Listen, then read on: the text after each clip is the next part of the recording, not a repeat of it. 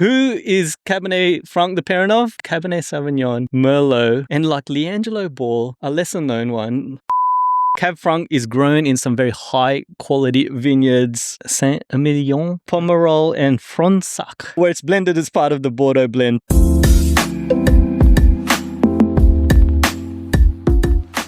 Today, we're going to explore Cabernet Franc, the underrated parent. I'm Jason. And I'm Trent, and we're here on an unapologetically unprofessional, unfiltered wine journey. Have a say, Jace. Our saying is drink more, try more, learn more. Match that energy. And don't forget to like, comment, and subscribe.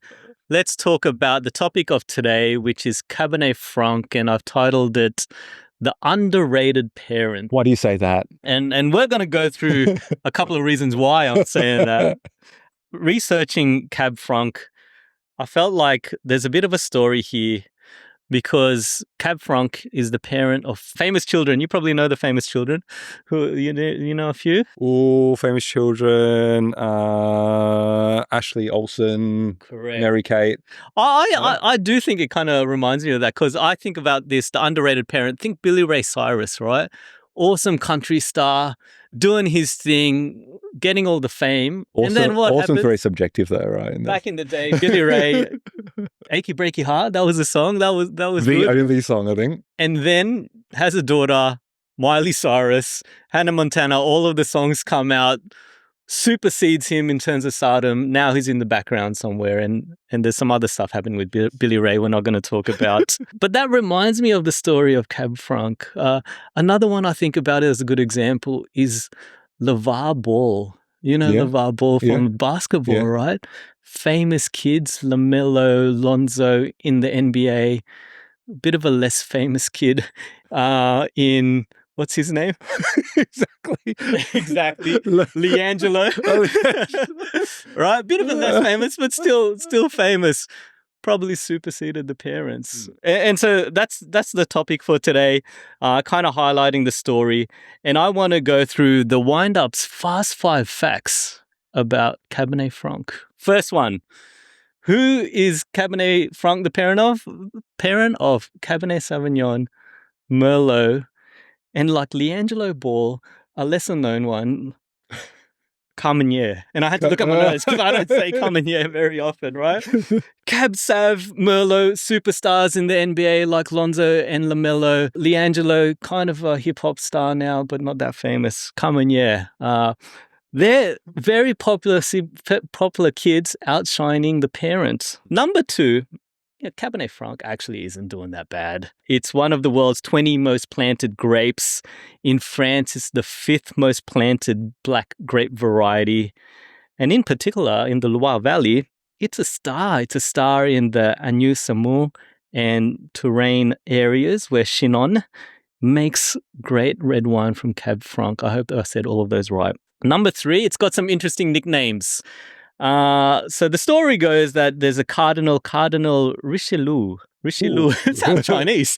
Richelieu? Yeah. Brother Lucy Lou, is it? He selected the plant to be grown in an abbey in Loire by an abbot called Brenton. And so in the Loire... Really? Brenton, not Brenton. Brenton. It's like called Steve. Yeah. But they call Cab Franc in Loire Breton. Breton. Yeah, I say Breton.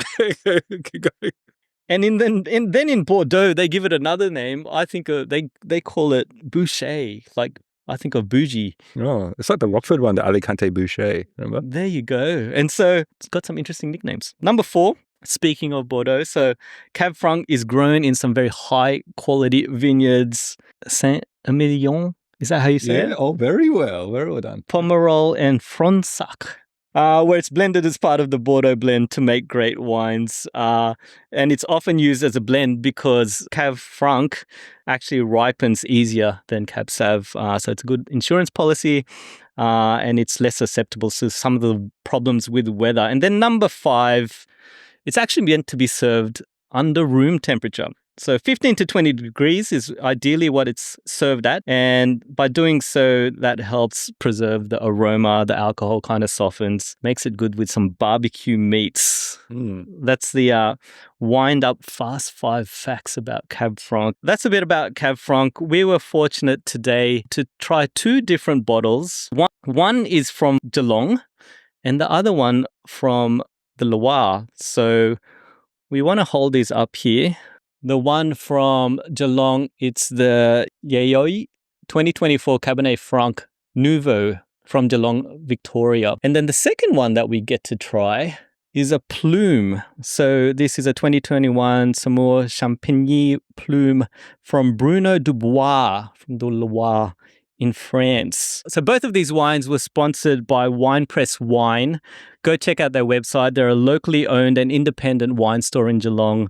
winepresswine.com.au. They stock wines by producers they love, where they know the names and stories of the people, and they're for people who want to learn about what they're drinking and have a good time while doing it. So you've been having a taste of these. We might start off with the Yayoi. Is that how you pronounce it? I don't know. You sounded like you're speaking Vietnamese or something like that. Well, it's actually a Japanese term. So yeah, I thought it's called Yayoi. It means new life. New life. Right? Well, we are giving new life to Cabernet Franc today.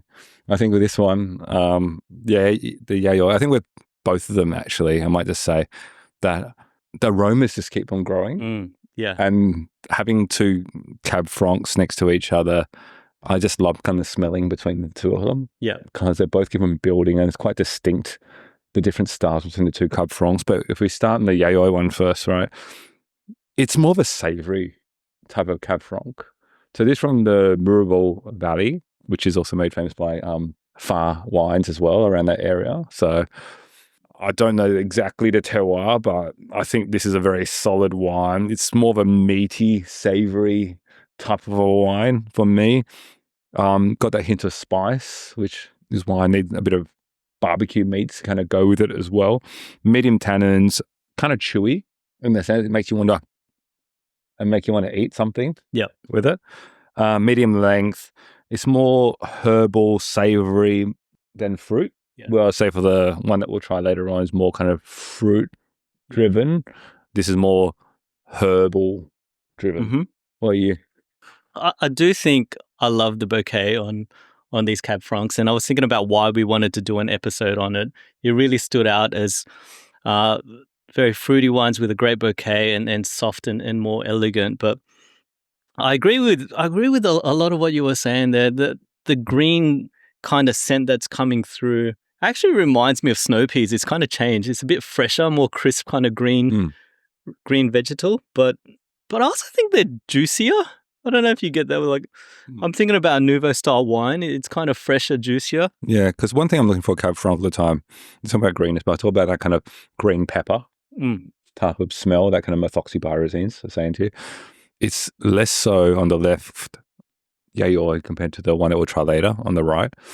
The left one, the thought that kind of came to my mind is more black currants, but sometimes you do like game meats with kind of a rich kind of black currant sauce. It feels like this kind of like lamb or venison with kind of like black currant jus with it. It has that kind of fruitiness with that kind of savoriness. The savory flavors are absolutely kind of offset it. I agree with that. So I'm actually loving that wine. Completely agree. And then the one from Loire, you're saying you can detect the differences. What are you picking up? Well, the Plume, first thing hits me is green bell peppers, which is what I'm looking for. So there's something more pronounced. It's more fruity, more red currants than black currants. Or what I wrote down, it's fresher, brighter acidity that comes through. It has those herbs, but it's different, not savory herbs. It's more kind of, we use the term garrigue, which is like bay leaves, oregano, and thyme. That kind of come through on it.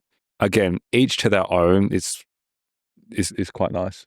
They are different, and to me, there's a bit more of the soil profile coming through in regards to it. There's a bit more earthiness in regards to this one, and the smell is like I was saying, snow peas from the other one, but this is I don't know if it's the green bell peppercorns, but it's not as fresh as the snow peas that I was thinking. The first one, the Yayoi, I'll have with again barbecue meats, roasted lamb, maybe the game. The right one, green bell peppers, it feels like I'll have it with a taco, you know? It's more of that kind of light, fresh, lighter one with a taco with those kind of like, red onions. Yeah. I Type of could thing. see that working well. And as I'm having it, the acidity, I don't know if it's meant to be more acidic than a cab sauv, but the acidity is quite refreshing on there. Yeah, I think, again, I'm loving both for their own individualism. Are we going to go to corkscrews? It's kind of like your Loire ball trying to choose which is your favorite son. It's a bit hard. Probably Leangelo's out of there, but between Lonzo and Lamello, corkscrews. I think they're both well-made wines.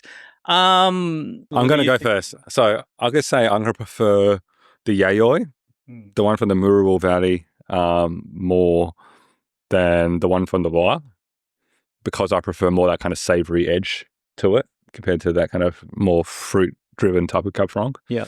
So I'll probably give a 7 for the Yayoi and then a 6 for the Loire. Yeah, in terms of preference, I definitely prefer the Yayoi. I think I don't know, the flavors are more pronounced. I think they're both well-made wines, and to be honest, I would give them a 7 for both of them. It's just in terms of quality of wine, but in terms of flavor profile, I do prefer the Yayoi. To me, it just stands out a bit more in terms of that fruit and that savouriness. So very interesting wines. I do have a few notes that came through in regards to this. So on Wine Press Wine, they have notes from Mike Benny. So the Yayoi, plush, fleshy, bubblegummy or purple. Dig in, it's chilled, it's mulberry, boysenberry with hubba bubba dashed with white pepper, sea spray, a light aniseed, and barely there rosemary herbal infection. Lighter weight in palate, all juicy and easy flow. Hint of crispness with pretty fruit and herbiness. I didn't get much of bubble gum, did you? No, I get more that kind of herbiness kind of coming through. But fresh. I do enjoy that. And then on the other one, the Plume, it's more about the philosophy. So Debois' philosophy in the cellars to produce wines with as little human interference as possible. Native ferment, no pumping, light extraction, no added sulfites. Transparent expression of the grapes.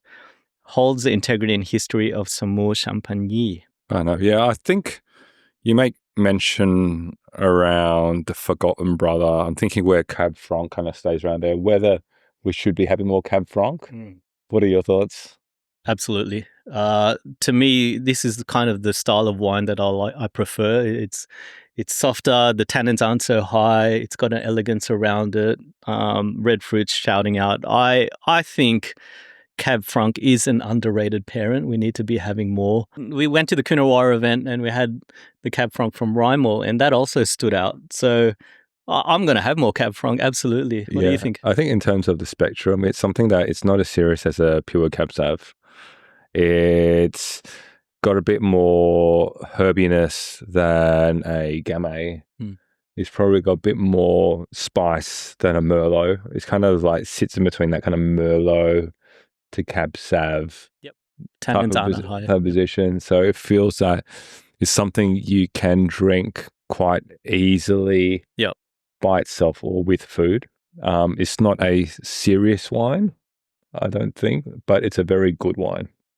It's not a serious wine. Oh, I'd be interested to see what the people from Loire and Chinon are saying about that. But yeah, absolutely enjoyed this.